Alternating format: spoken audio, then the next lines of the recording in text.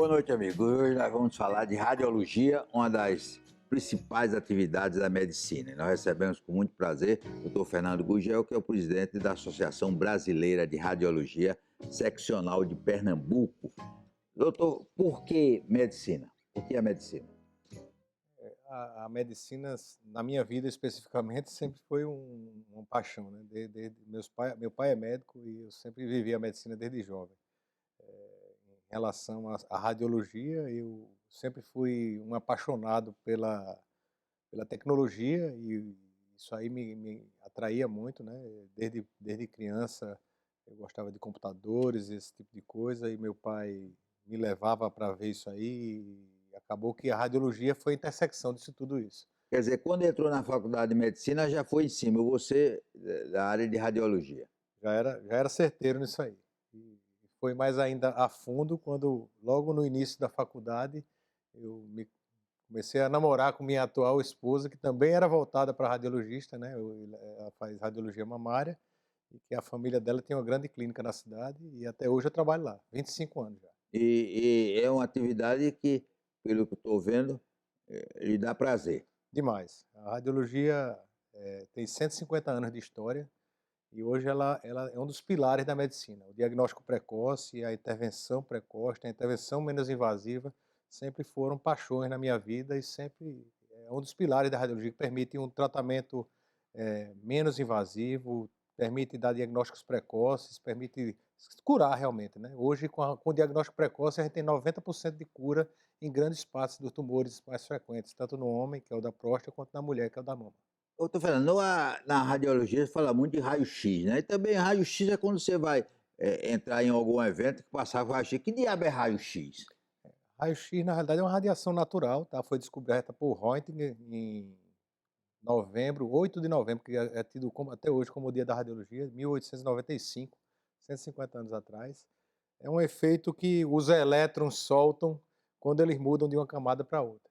E a captação desse raio-x, que é uma radiação no filme, e o primeiro raio-x da história foi da mão da mulher de Röntgen, né? Wilhelm Röntgen, um alemão da cidade de Würzburg, fez o raio-x da mão dele e descreveu aquela radiação, e com aquela radiação descobriu-se que poderia estudar o interior do corpo humano. E aí foi que começou a ser utilizado para várias finalidades, né? Algumas finalidades terapêuticas, por exemplo, a radioterapia, ela é uma forma de usar essa radiação para combater tumores, principalmente, ou para fazer diagnóstico, né? Fazer imagens do interior do corpo humano sem você precisar abrir o corpo, né? Porque antigamente quase que todo o processo patológico era estudado através de autópsias, né?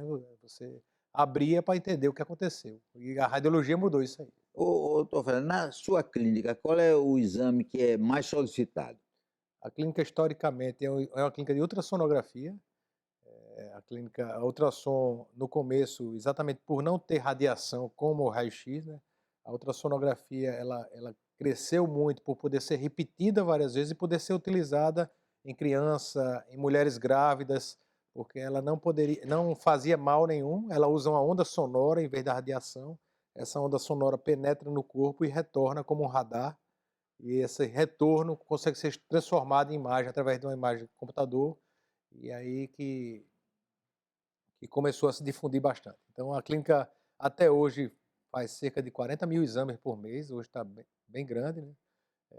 Mas aquilo ali, Dr. Lucilo começou nos anos 70, fazendo muito mais ultrassom ginecológico, ultrassom obstétrico, que era a grande força da clínica, né? Agora, eu quero saber do lado humano do médico. Quando o senhor faz um exame e detecta uma coisa ruim, como é dizer isso ao paciente ou ao parente do paciente? Isso vai ser o grande diferencial daqui para frente, né? Porque você vê que essa parte da tecnologia vem crescendo bastante e isso vem distanciando cada vez mais o radiologista do paciente. E muitas pessoas até escolhem radiologia porque não querem ter esse contato com o paciente. E quando na realidade o grande valor do radiologista hoje está exatamente em conseguir aproximar paciente, médico e tecnologia.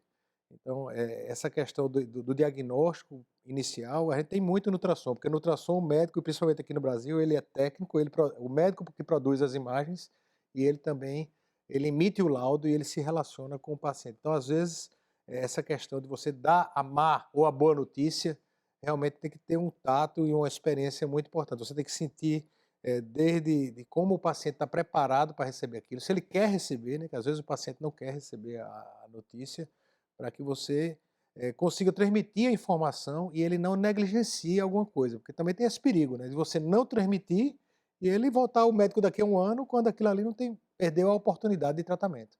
Então a gente tem que realmente transmitir, sentir isso aí naquela curta relação, às vezes que o radiologista não tem uma relação tão duradoura com o paciente, né?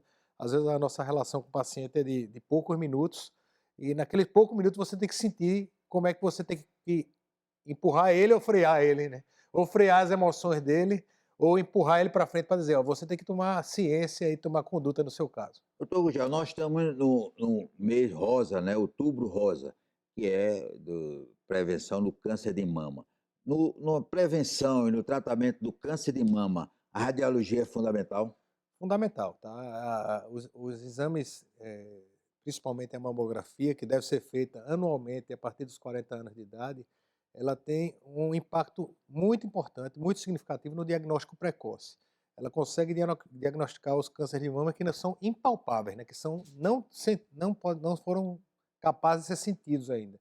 E detectando precocemente, como eu falei já previamente, essa cura chega até taxas por volta de 90%. Então, a mulher tem que realmente se empoderar da informação do diagnóstico precoce. Eu digo que o diagnóstico precoce empodera a mulher, permite com que ela tenha tratamentos menos invasivos, menos mutilantes, que aquilo possa ser tratado de uma forma que ela fique sem sequelas e que ela tenha uma maior chance de cura, que é o mais importante ainda. Agora, isso é para as mulheres. E para o homem? E para a próstata também a radiologia é importante? Seguindo-se o Outubro Rosa, nós temos o Novembro Azul, né? É. Imediatamente em seguida, nós vamos ter o Novembro Azul. E da mesma forma que a mamografia detecta o tumor antes dele detectar, antes dele ser palpável, hoje nós temos o PSA, que é o exame de sangue, um exame de sangue simples, que consegue fazer uma boa triagem dos pacientes que têm um risco aumentado para câncer de próstata, como temos a ressonância multiparamétrica da próstata. Esses exames permitem um diagnóstico quase que molecular, quando o tumor ainda não está nem formado, e conseguimos uma taxa de cura bastante alta, acima dos 90%, no próprio INCA 94,1% de cura, e conseguimos que aquele paciente seja tratado de uma forma que deixe menos sequelas possível. Então, hoje em dia, com as cirurgias robóticas feitas precocemente no diagnóstico pequeno, você consegue que o paciente praticamente não tenha mais complicação como impotência, como incontinência urinária, que era um temor que o homem tinha no passado. Agora, o senhor falou dos dois, mas tem um que tem homem que detesta, que é o exame do toque. O toque retal hoje praticamente é reservado nos casos onde ou você não tem esses exames disponíveis, tá, que infelizmente ainda acontece muito, ou o paciente não tem justificado nessas imagens alguma coisa. Então, então o PSA, a ultrassonografia e a ressonância multiparamétrica conseguem nos dar um pilar bem sustentável, e o toque retal não é um exame que é feito de rotina, eh, apesar de que ele fornece muitas informações e é muito importante, eh, muitas vezes ele é deixado para um segundo plano, quando até uma relação com o médico já está mais estabelecida, o paciente já está mais tranquilo com essa relação com o médico e isso aí consegue ser mais tranquilamente conduzido. A radiologia brasileira é muito respeitada, mas qual é a melhor radiologia do mundo? Hoje isso oscila um pouco, tá? Por exemplo, a nossa ultrassonografia, como eu citei, é bastante respeitada no mundo afora, porque também, como eu citei já, aqui no Brasil, os médicos radiologistas são os técnicos que produzem as imagens. Então, a radiologia brasileira é mundialmente famosa, assim como a europeia. A radiologia ressonância magnética, você tem grandes expoentes mundiais nos Estados Unidos ainda, você tem grandes fábricas de equipamentos de radiologia, tanto no Japão quanto na Europa também. Agora, o radiologista, o médico que vai fazer exame, ele tem que ter cuidados para não sofrer algum efeito negativo? Hoje, inclusive, com E a melhor. antigamente tinha um colete de aço, não sei das quantas, né? Hoje, na radiologia intervencionista, o médico radiologista ainda entra em campo e ainda recebe radiação. E nesses casos, eles geralmente usam colete de chumbo, um protetor de tireoide, ainda acontece isso. Com o avanço da tecnologia, cada vez mais os detectores se tornaram mais sensíveis e a quantidade de radiação utilizada foi cada vez menor. Inclusive, nos exames de tomografia, por exemplo, se usa inteligência artificial medindo a espessura do corpo o tempo todo. O exame vai sendo realizado, você vai medindo a espessura do corpo e ele vai diminuindo a radiação para o mínimo possível. Então, você tem uma ideia, a radiação de uma mamografia, por exemplo, é o equivalente ao que você recebe tomando sol aqui durante um ano, por exemplo. Então as coisas estão muito mais seguras do que eram no passado. Era muito comum, eu ainda peguei isso, quando eu comecei a radiologia há 20 anos atrás, era muito comum ver médicos radiologistas com tumor nos dedos, sem os pelos dos braços, porque ele ficava exposto ali. Hoje em dia, eu não me lembro do último caso que eu vi isso. Realmente é uma coisa que Até ficou no passado. se dizia, né, que filho de radiologista, não só de radiologista, dentista também usa, e que os Isso. filhos sofriam deficiências físicas em função disso. Hoje a gente aqui no estado de Pernambuco, a gente teve grandes radiologistas, doutor Silas, eu não sei se o senhor lembra, É, o fundador da radiologia do IMIP, morreu de leucemia e era muito comum ter radiologistas eh, terem doenças hematológicas, né, doenças serem estéreis, né, muito comum também ter problema de fertilidade relacionado à exposição ao raio-x. Agora, hoje já tem uns cuidados para evitar isso, né? Hoje, primeiro, a ultrassonografia, como eu falei, é bastante seguro, não tem radiação, é tranquilo. eh, Cresceu bastante, ressonância magnética cresceu bastante, são métodos que não têm radiação, quanto também quem faz, a maioria das vezes, é o técnico, então dividindo a carga entre o médico e o técnico. Depois do intervalo, nós vamos continuar conversando com o doutor Fernando Gurgel sobre radiologia.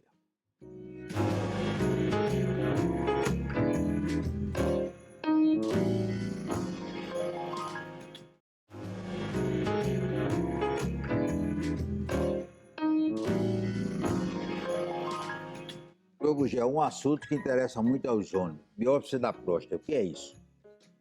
A biópsia, como eu falei da evolução, a radiologia, tivemos o PSA nos anos 80, você começou a fazer dosagem para todo mundo, e aí começou a fazer uma biópsia aleatória da próstata, que no começo era até guiado só pelo dedo, e aí depois veio a ultrassonografia e começou a fazer a biópsia sextante, que a gente falava, né, ultrassonografia pelo reto, então numa área altamente contaminada, ia pelo reto e colhia os fragmentos da próstata. E aí veio nos anos 2000 a ressonância, que descreve, como eu já tinha falado, a tecnologia cresceu e a gente começou a ver os tumores até antes deles se criar massas formadas ali. Então a ressonância magnética consegue ver áreas que estão com aumento da perfusão, que estão com alteração na difusão da água, e aí você consegue detectar os locais que são suspeitos da próstata. E hoje a gente consegue fundir as duas coisas. Então, assim, a grande tecnologia hoje em dia está aí. Você, com dados de inteligência artificial, dessas imagens de ressonância magnética, você consegue fundir com a ultrassonografia e numa imagem única já fundida eu consigo direcionar a biópsia, que não mais é feita pelo reto, ela é feita pelo períneo, limpa, e aí consegue colher o material de uma forma limpa e guiada pela ressonância magnética, pela fusão da imagem, com menor risco e maior eficiência para o paciente. Doutor Gurgel, eu sei que não foi uma tarefa fácil, mas o Recife vai sediar no próximo ano o Congresso Brasileiro de Radiologia, que é uma briga, todo mundo quer levar, porque são milhares de médicos, né, que entram na cidade, e foi uma vitória, né, vai ser para o ano. Uma grande vitória. Vai ser no fim de setembro do ano que vem, 26, vai ser no Novo Expo aqui, que inclusive teve uma grande participação, né? A gente tem um grande centro hoje dentro da cidade que está atraindo bastante. Nós tivemos um trabalho bastante eficiente dentro da comissão de eventos da Sociedade do Colégio Brasileiro de Radiologia. Fizemos uma grande jornada esse ano. A nossa jornada desse ano tivemos 1.200 participantes, 30 empresas entre estandes vendidos, patrocinadores. Então, realmente, o sucesso da nossa jornada, o sucesso do nosso centro de convenções convenceu a comissão de eventos e o Colégio Brasileiro a trazer esse congresso que não vinha para cá desde 2011, então há mais de 14 anos que não tinha um congresso brasileiro de radiologia aqui, e Recife tem grande chance de sediar esse congresso a cada 2 anos, o que é uma grande vitória para os radiologistas.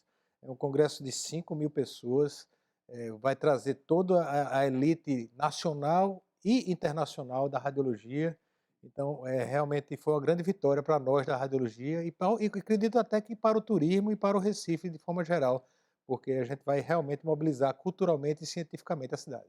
Doutor Gugel, as pessoas imaginam que o médico, ele estuda lá no tempo da faculdade, 5, 6 anos, né?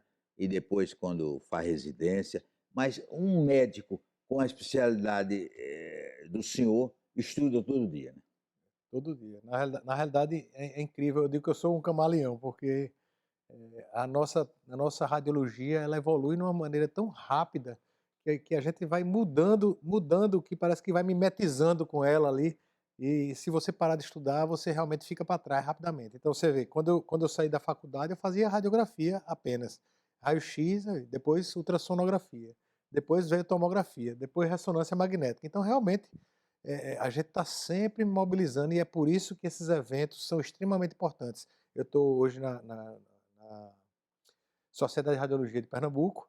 E a Sociedade de Radiologia tem o curso de educação continuada já há mais de 25 anos.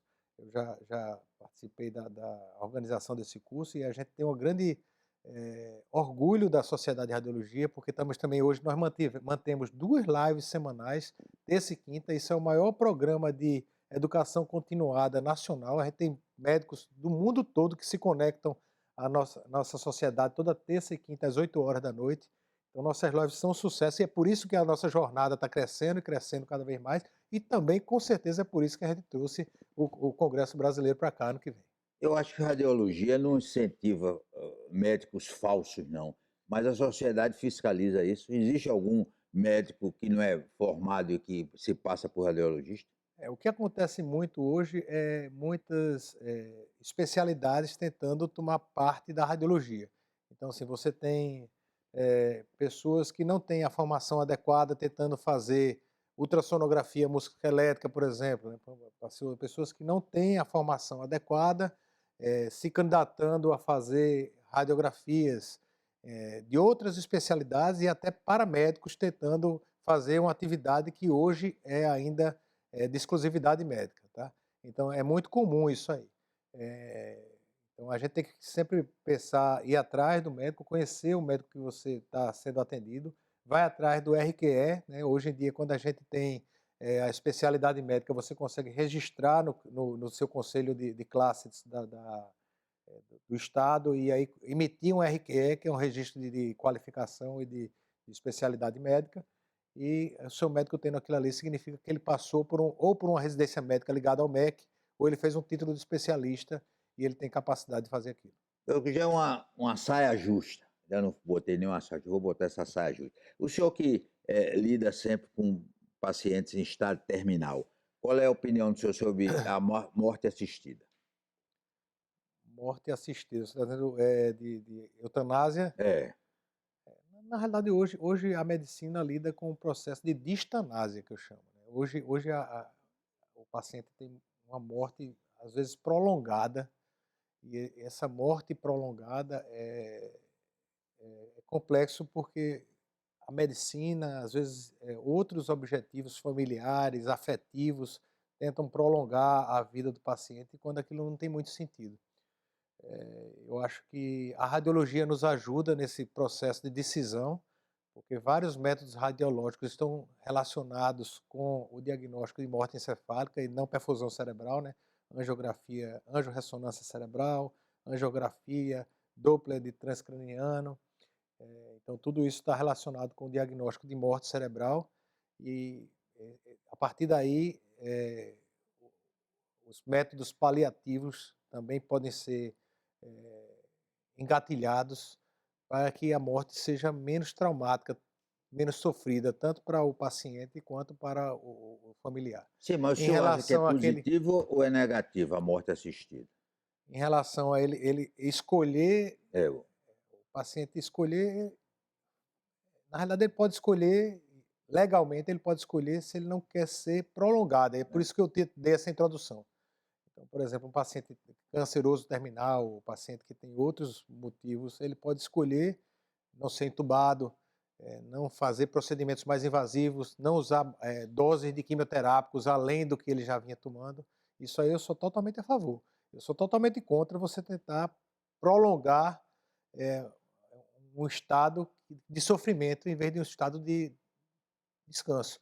Eu acho que a morte muitas vezes é um descanso de um processo e não deve ser tida como prolongar aquele sofrimento, né, que eu acho que a medicina a medicina infelizmente é cruel nesse caso, às vezes ele consegue prolongar bastante, né, o paciente bastante sofrido, aquilo ali você consegue prolongar às vezes durante meses e às vezes até anos, um processo de que não tem retorno. Doutor Gugel, o paciente mais jovem e o mais velho que o senhor atendeu? Aí eu tenho uma satisfação e devido dessa minha evolução que eu falei de camaleão aí, de eu até hoje atender pacientes desde da pré-concepção, né, eu comecei quando eu vim de São Paulo, da minha residência, eu trabalhei muito com fertilização, então eu pegava os pacientes no folículo e eu puncionava os folículos para fazer a fertilização in vitro há 25 anos atrás, então eu acho que o paciente mais jovem que eu peguei era embrião ainda. E o mais idoso, eu pego pacientes de 100, 107 anos. Hoje não é tão raro ver centenários aí aqui, vivendo bem. E a qualidade de vida é bem importante, né? Uma coisa que vocês devem investir bastante hoje é em atividade física, em nutrição. Hoje a gente consegue ter a qualidade de vida com uma saúde muscular bastante importante, tá? Não é para ficar musculoso, nem para ficar tomando chip, essas coisas que eu estou falando é para manter-se ativo, para conseguir caminhar, não cair, sustentar um tempo que seja necessário de cama, sem que você entre num estado de deterioração. Ó, existe radiologia dentária? Sim, a radiologia dentária, muitos anos ela foi tida como especialidade da odontologia, tem alguns radiologistas, de formação que também fazem. É, mas é importante no tratamento dentário, né? Isso, hoje se faz, na realidade, tridimensional, né, e hoje se faz o inventário dentário, aquilo faz parte até uma parte da medicina legal também, mas também para implantes, tumores, tratamentos de canal, tudo isso é através da radiologia, é bem estudado. Olha, nós queremos agradecer, foi realmente uma aula e nós vamos terminar dando um presente para o senhor lembrar do programa. O melhor vinho português, que é o vinho Maria Isabel, para o senhor tomar, lembrando aqui do nosso programa. Um forte abraço e até a próxima semana, se Deus quiser.